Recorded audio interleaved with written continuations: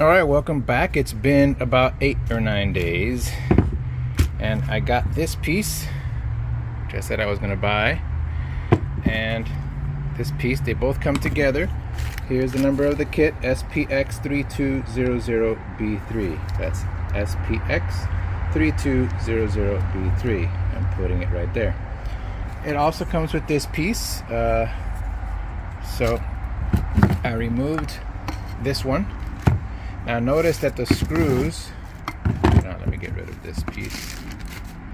So the screws are not directly at 180 degrees from each other. They're a little lower. And in the back of this diffuser, there are indexes right here that will go into there and there to help you line things up. So this is no good anymore. See the hole right there? All right. So that's gone. Here's the old one that was on there. That one has seen better days. And now the new one looks like it might be some kind of upgraded version. Says this side's towards strainer. There you go. Here's your, I guess, the manufacturer's mark. Let's go back. So this side goes like this. The strainer is going to be over here, or the strainer system. Now remember that kit that I said that I had purchased before? That kit was the SPX-HKIT100. I'll post it right there. SPX-HKIT100. And it comes with a few things that you don't actually need for this particular repair, but very useful if you want to. If you want to repair a few things. So let's go ahead and put this away. It comes with this ring, which is the ring for that. Mine, it does have one. It's in there. But mine is working just fine. So I guess I will keep this, and I'll put it back in there and keep that. Set that off to the side over here. So that's ready to go. It comes with this seal right here, and this is the seal that will go there. So let's go ahead and put a few things back as we go. Put this piece in there like that. Get the index marks. There you go. Oh. See, working with one hand, not always the best. Alright, hold this here. Put this screw in. There, that'll hold it there. Where's the other screw? Oh boy.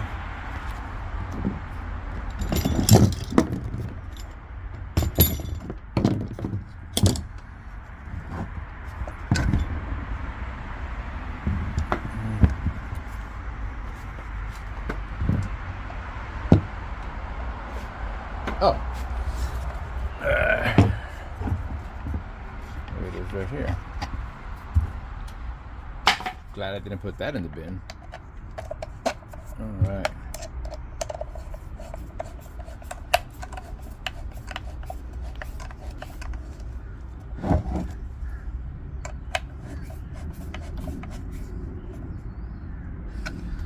Snug. Sure it did. Both surfaces did press up against each other. Everywhere they did. Snug that up a little bit. Alright. The kit also came with this. Now it came with Jack's Formula 327 multi-lube. Also came with this box. Now this box, I opened it up. Here's what was in it. This little piece. Now this piece goes in behind the diffuser that's in there, or the impeller that's in there. I couldn't get that out. I tried putting a Allen wrench in there as the diagram shows, and I couldn't see where it would hold. So since it was all working fine from this point back, no leaks or anything like that, did not replace this and did not replace this one. I will keep that off to the side just in case in the future I find the need for that. And I'll put that together with that seal there. So now this seal goes here, but we do want to put some assembly lube on there. I don't know if it's called assembly lube, but that lube, and put some around here to put it here before reattaching this part to this part. So let's go ahead and lube these up and attach these here first, and then we'll reassemble this piece. Okay, wow, that is pretty sticky, gooey stuff. Yeah, put that back. Oh, you don't want to touch that. So I put it all the way around the seal there. Make sure that was all gooped up. Same thing around here. Stood up the motor for ease. I had put these together in order to make it a little simpler. Let's put that away. Take that off.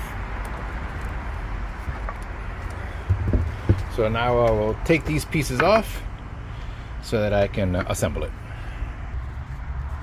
Okay, I've removed all of these. This thing is all lubed up. This part is all lubed up, so it's going to seal nicely along the face of this and along the face of this. There, along this face in here and along this face here.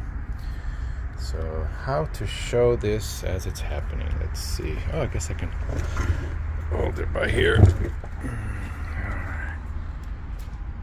Alright, so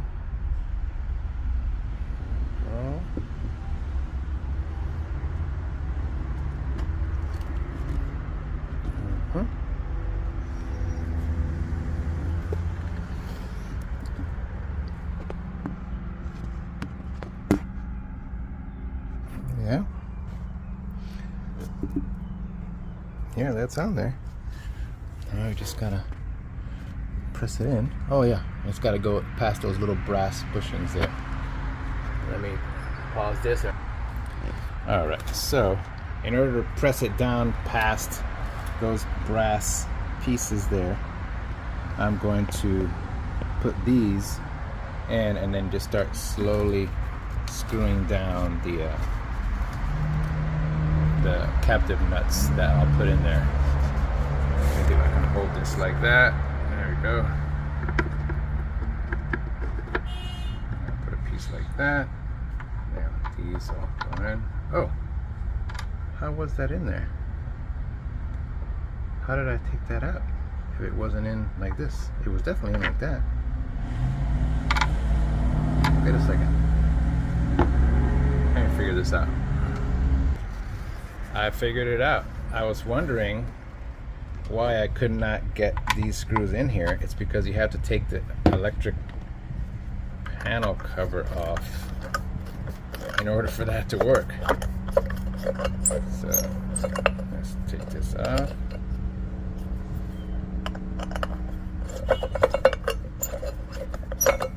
Sorry if the video is not as professional as the other things that I do for a living. Plenty of space now. Okay, back to where we were. Okay, so I'll put one up here too. I'll put one right here.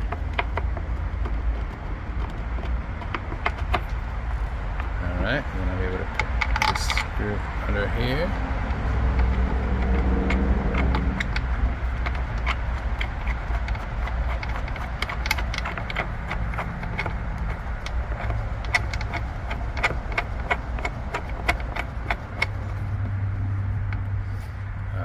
And then I'm going to continue going all the way around.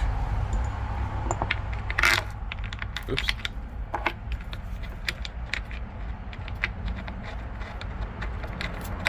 Until it starts to snug everything up and press that spacing flush. So I'm going to forward the video at a faster speed now.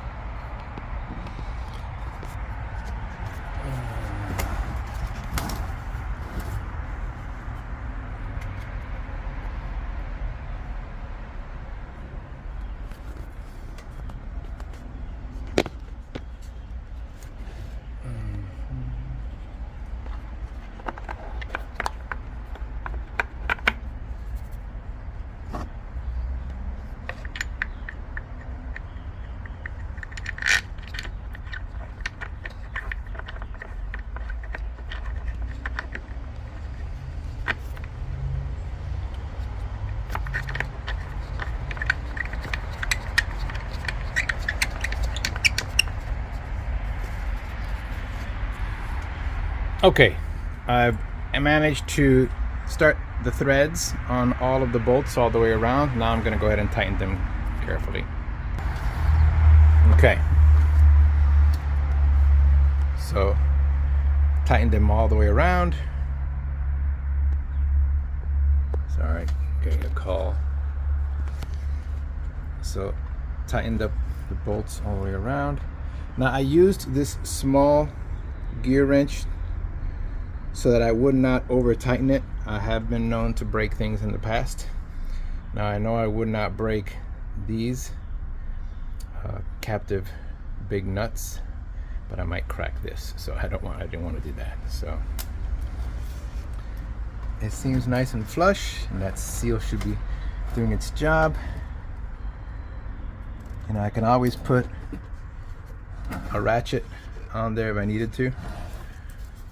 And I had loosened up this one just in case I was creating any kind of vacuum, but then again I wouldn't, because the hole's through there. So there you go, close that up. Close that up too, just finger tight is all you need. Now let's set it down.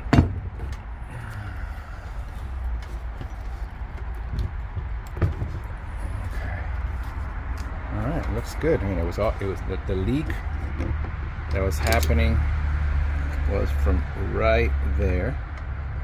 And yes, it could have cracked from here. It could have been the main seal, but seeing that we had that crack on the diffuser housing, that diffuser housing there, might have been a combination of things, as well as the crack that was happening right there inside the threads at the bottom. So I think it's time to put this back and rewire it. And there it is, all put back together. Back in its place with its ground connection there. Right now it's priming, so that's the highest pressure it'll normally have.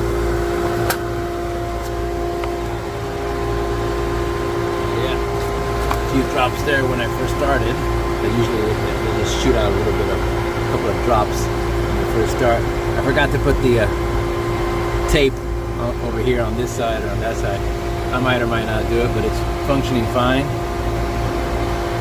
It's not spraying out water through here. This is, I feel the air through here, which you normally do. All that is sealed, it's working nice. No leaks where it had leaks before, all dry. Very happy about that. All in all, about $350 and a week and a half of waiting, and pool's a little green, but that'll correct itself once those chemicals are set up. All right, we're all set. I hope this finds someone who needs the help on how to do it yourself, and gives you the willpower to go forth and tackle something like this. It's very easy, straightforward. There's nothing to mess up really.